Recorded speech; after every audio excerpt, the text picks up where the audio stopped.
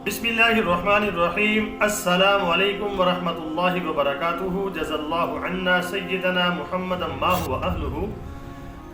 मेरे नाज़रीन, उम्मीद है आप खैरियत से होंगे। अल्लाह ताला शानुहु आपको खुश और खुर्रम रखे। आज की जो मेरी वीडियो है उसका टाइटल और मौजू आपके सामने है। रूस इस जंग में अगर कूदता है, जैसे कि इसराइल जो है वो कूद पड़ा है, अमेरिका उसके पीछे है, यूरोप सारा उसके पीछे है, तो अगर रशिया इस जंग में कूद पड़ा, आपको पता है उसके साथ कौन कौन है, चाइना है, ईरान है, तो समझ लें दरियाए फुरात वाली जो जंग है उसकी शुरुआत हो चुकी है। क्योंकि आपके ज़हन में ये बात आएगी कि अभी ख़जाना वहाँ से निकला नहीं है, दरियाए फुरात से सोना नहीं निकला। पहले मैं आपके सामने वो अहादीस पेश करूँगा जिसमें ज़िक्र है दरियाए फुरात के बारे में, वहाँ से सोना निकलेगा और उसके ऊपर जंग होगी। फिर बताऊंगा सोने से मुराद क्या कुछ और भी हो सकता है। आइए पहले हदीस पाक को पढ़ते हैं। ये आपके सामने हदीस पाक बुखारी शरीफ की भी है और सुनन तिरमिज़ी की ये हदीस है। जिल्द नंबर सफ़ा नंबर आपके सामने है। हज़रत अबू हुरैरा रज़ियल्लाहु ताला अन्हु से रिवायत है कि आप सल्लल्लाहु अलैहि वसल्लम ने फरमाया, अन करीब दरियाए फुरात से सोने का ख़जाना निकलेगा, लिहाजा जो भी उस वक़्त मौजूद हो उसमें से कुछ भी ना ले। नबी करीम सल्लल्लाहु अलैहि वसल्लम ने माल को इस उम्मत के लिए फितना करार दिया, इसलिए फरमाया कि कोई भी वहाँ पे जाकर कुछ ना ले, क्योंकि उसके ऊपर लड़ाई होगी। अगली हदीस आपके सामने पेश कर रहा हूँ, उसको भी पढ़ लेते हैं।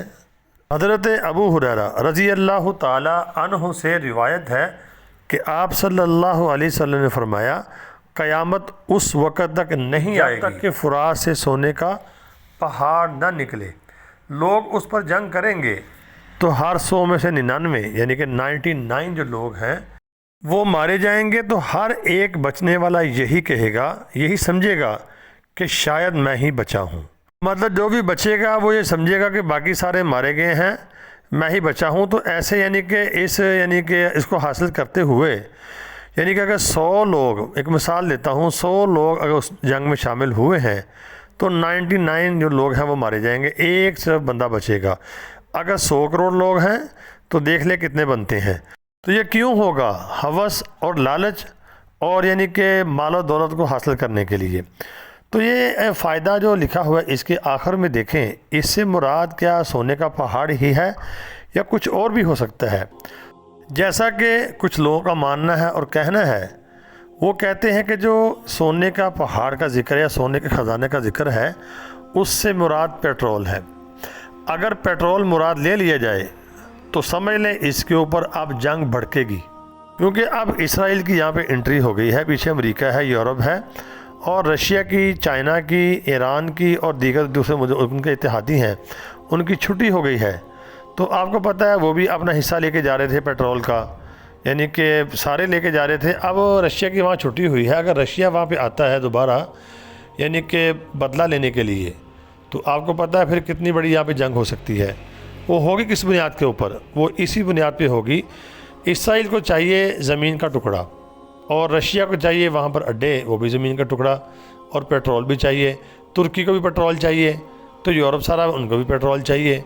तो अगर इससे मैं भी बता रहा हूँ कि मुराद लिया जाए सोने से पेट्रोल, तो समझ लें इसके ऊपर बहुत बड़ी जंग लगने वाली है।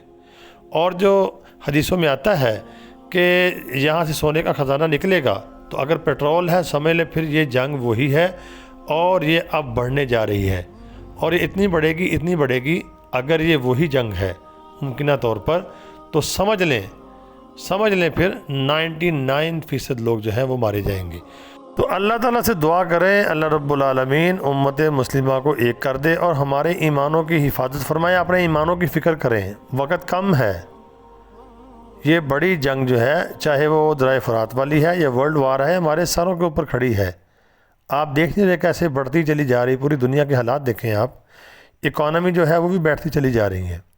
अल्लाह से दुआ है अल्लाह रब्बुल आलमीन हमारे मुक़द्दस मकामात की हिफाजत फरमाए, उम्मत मुस्लिमा की हिफाजत फरमाए, हमें एक कर दे और नेक कर दे।